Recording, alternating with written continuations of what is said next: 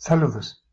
El presente trabajo es un documento elaborado para la materia de métodos cuantitativos aplicados al derecho, elaborado por Juana Natividad Estrada Salazar y Alejandro Sosol.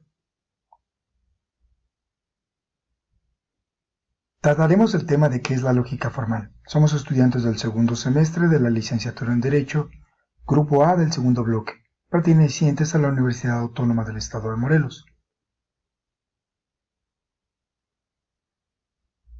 Nuestro trabajo se compone de 6 elementos. El primero, estableceremos en qué consiste la lógica formal, un concepto general.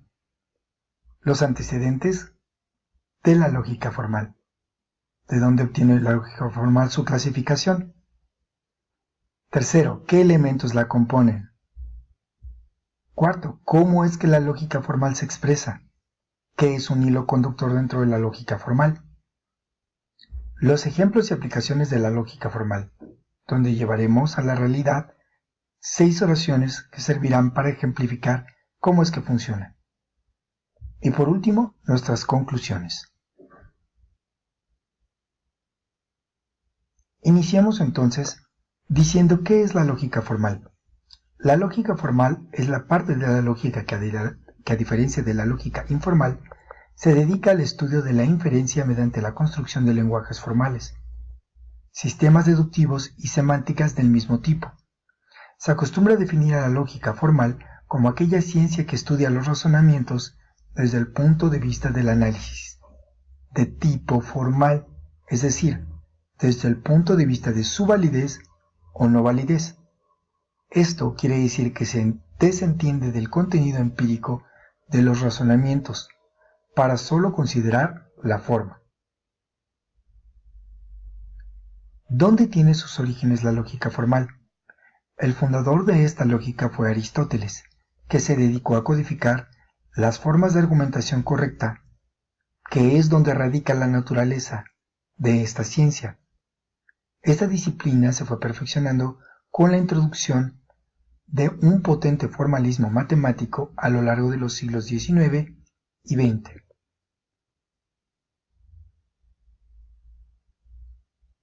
Ahora bien, veamos en qué consiste la lógica formal.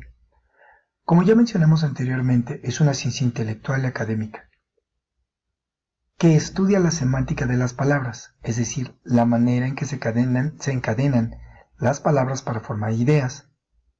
Está dividida en lógica formal e informal, hablando de la lógica desde luego, y nos circunscribiremos a la lógica formal, que es la que da sentido y permite una inferencia del pensamiento.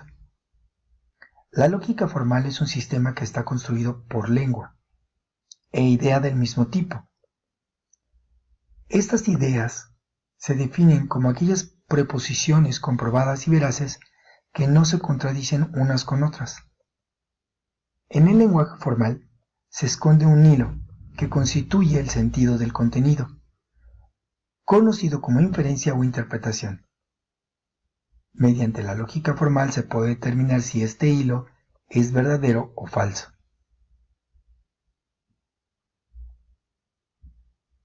Llevemos ahora la lógica al campo de la estructuración. Daremos 6 ejemplos que nos permiten, a manera de oración, entender cómo es que funciona. Ejemplo número 1. Los gatos son animales que toman muy poca agua. Eso es un hecho probado. Ejemplo número 2. Los vegetarianos no comen animales. Luego, los vegetales no son animales.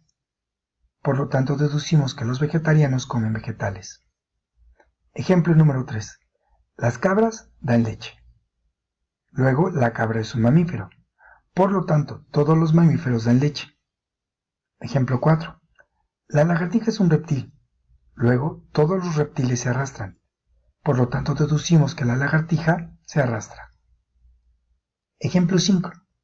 Margarita está en la orquesta. Luego, todos los que están en la orquesta son músicos. Por lo tanto, Margarita es un músico. Ejemplo 6. La pelota es redonda, por su forma, es decir, gira por ser redonda.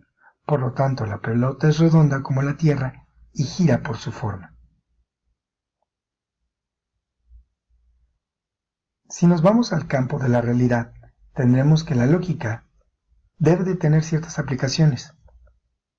Y tenemos lo siguiente: al estar integradas por conceptos, juicios y razonamientos, las ciencias dependen de la lógica formal.